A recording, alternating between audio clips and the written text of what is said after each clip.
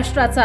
नमस्कार, मी सुद्धा संध्या लाईव्ह मध्ये आपल्या सगळ्यांचं स्वागत। खरपुडी बुद्रुक मांडवळा तालुका खेड येथे जातीय प्रेम विवाहातून मारहाण आणि अपहरण झाल्याचा सैराट चित्रपटाप्रमाणे धक्कादायक प्रकार घडल्याचे समोर आला आहे। रविवार 3 तारखेला दुपारी घडलेल्या या घटनेत पतीला पाय मोडेपर्यंत मारहाण करण्यात आली आहे। या प्रकरणी खेड पोलीस ठाण्यात मुलीचा भाऊ आणि आई यासह 18 ते 20 जणांवर अपहरण आणि जबर मारहाण केल्याचा गुन्हा दाखल झाला आहे।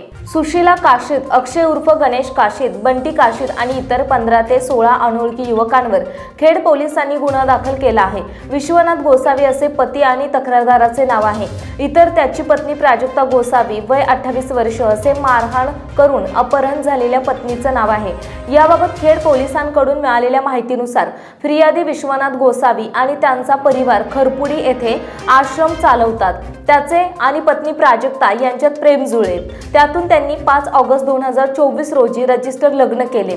मात्र आंतरजातीय विवाह केला म्हणून मुलीच्या आई भावाकडून त्याला विरोध होताच रविवारी दुपारी 1:15 वाजता मुलीच्या माहेरच्या लोकांनी घरी येऊन प्राजक्ताला जबरदस्तीने घेऊन जाण्याचा प्रयत्न केला। त्यात अडकाटी करण्याचा प्रयत्न केल्यामुळे पती विश्वनाथ गोसावी याला मुलीचे भाऊ बरोबर आलेल्या इतरांनी मारहाण केली।